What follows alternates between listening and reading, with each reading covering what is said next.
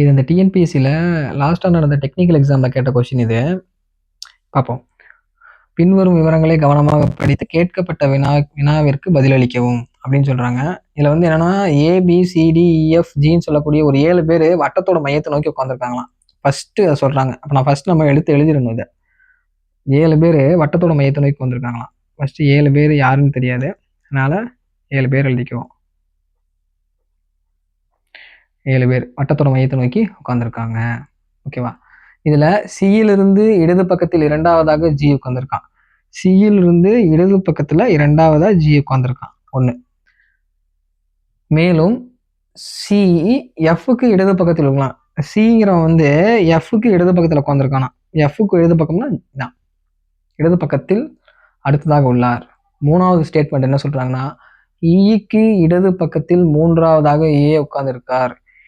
இப்போ இக்கு இடது பக்கத்துல இங்க ஒரு ஸ்பேஸ் இருக்கா, நம்ம அப்ளை பண்ணி பார்ப்போம். இக்கு இடது பக்கத்துல 1 2 3 இங்க வந்து ஏ இருக்காரு அப்படின்னு சொல்றாங்க. ஏ உட்கார்ந்துருக்காருன்னு சொல்றாங்க. 4வது ஸ்டேட்மெண்ட் என்ன சொல்றாங்கன்னா, டி மற்றும் இக்கு இடையில் பி உள்ளார். அதாவது டிக்கும் இக்கும் நடுவில் பி உள்ளார்னு சொல்கிறாங்க. இப்போ வந்து நம்ம என்ன பார்த்தோம்னா 1 2 3 4 5 6 7 அப்படியே நம்ம இதை அப்ளை பண்ணிட வேண்டியதான். G A C F E B D. Okay, இப்போ நம்ம கொஸ்டின் பார்ப்போம்.